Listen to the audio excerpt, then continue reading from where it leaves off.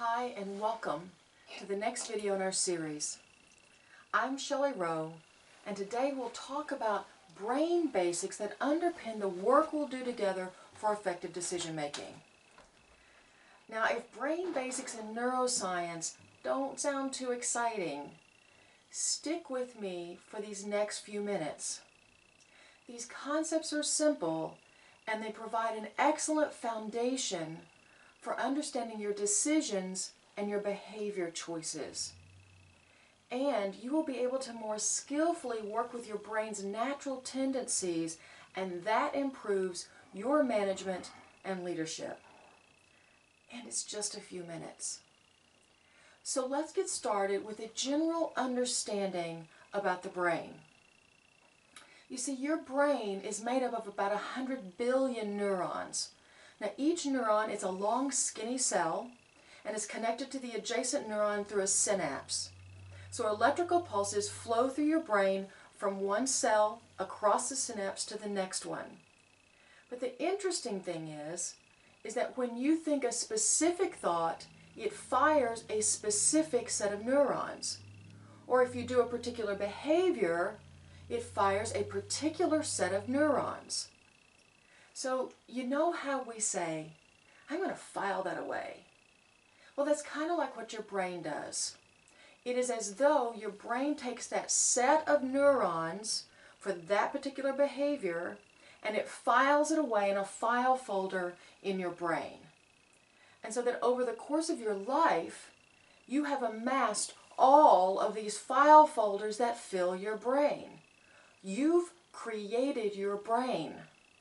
So that right now, in this moment, your brain is a representation of the life you have lived to this point.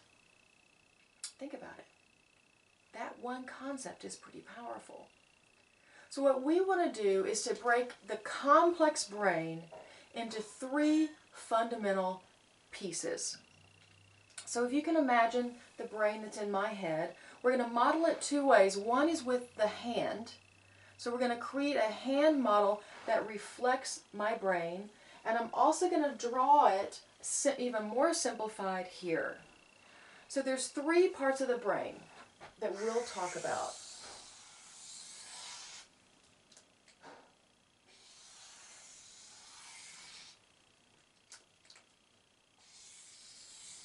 Okay, these are the three parts of our brain. Now we're going to start from the middle. So if you can imagine in your brain, the brain stem comes up right into the middle of your head. And there's an old part of the brain that's small and is down low and in the middle of your head.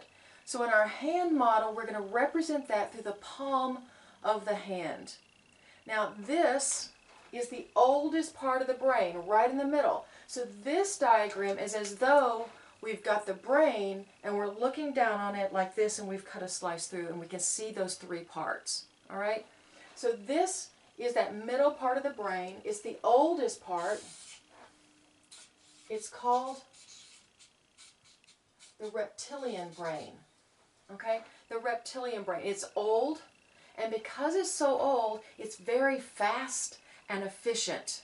It's as though you're on autopilot when you're using this part of your brain. And you actually use this part of the brain about 80% of the time because it's so fast and efficient. The other reason you use it so much is because it holds information that is essential to your basic functioning. Things like your values, habits, your skills, your expertise. These are like your go-to behaviors. And again, because they're your go-to behaviors, they're deeply embedded in your brain, and they're fast, and they're easy and efficient. So you are here about 80% of the time. Now the second part of the brain we'll talk about is called the limbic system. The limbic system. So in our hand model, so this is the values part of the brain. You know it because it connects to your heart. Your thumb represents the limbic system. It's the middle part of your brain. So if you're looking down on top, It's the middle of the brain. This part of your brain controls emotions. Things like threats and rewards. Unfortunately or fortunately, your brain responds more quickly and easily to threats than it does to rewards. Now that's one of the reasons we've remained alive all this time, is because we respond so quickly if there's a threat. Now you know this part of your brain. It also works very quickly and easily. This is where the fight or flight response lives. That's what's being activated when you're under threat. So let me just explain a little bit about how this part of the brain works. See, your brain is designed to be efficient. And the most efficient way for the brain to operate is to work here because it takes so little energy and it's so quick.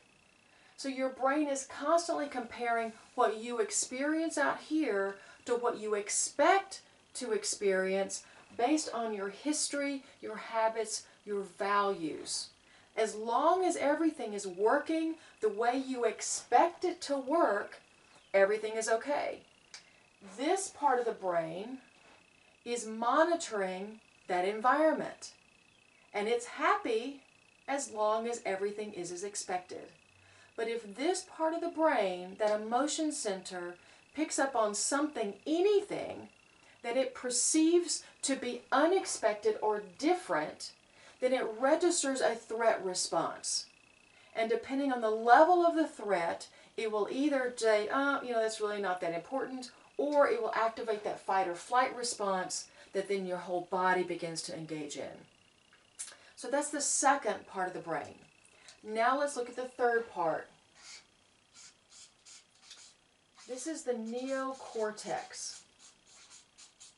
Now in our hand model, so this is the value system, the threat, and then the outside of your brain, all along the outside of the brain, is the neocortex. And as the name would imply, this is the newest part of the brain. Most mammals don't have a neocortex. We're the fortunate ones. The neocortex is very powerful. It is where we do logic. Language lives here. Our ability to do math, our ability to make decisions, the executive control function is here. Working memory is here. All of those things are in the neocortex. And while that's all great, the other thing about the neocortex is that it's slow and it takes a lot of energy. Again, it's the newest part of the brain. You can think of it as not having as much experience as some of these other parts of the brain. So it's slow going compared to these other two parts. It takes a lot of energy. That's why you can be in a meeting all day, just sitting in a meeting, but if it's intensive and you're thinking really hard and you're focusing on it, at the end of the day you feel tired, even though all you've done is sit there, because this part of the brain takes so much energy. Now the key point here is that to make the most effective decisions, the most effective choices, whether it's for a decision about a thing or a decision about the behavior you choose, the most effective decisions are a balance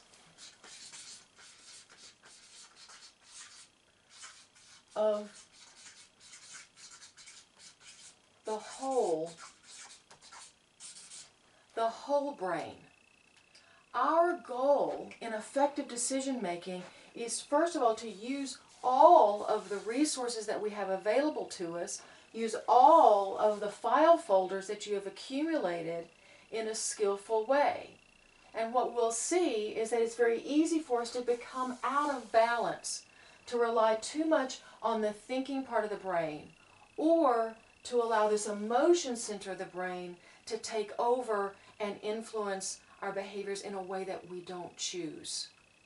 So that's what we'll look at next, is how to use this brain model to inform your decision making so that you can begin to take advantage of the whole power of your brain. So I'm Shelley Rowe, and I'll see you in the next series. So start talking about how to take advantage of all these brain basics.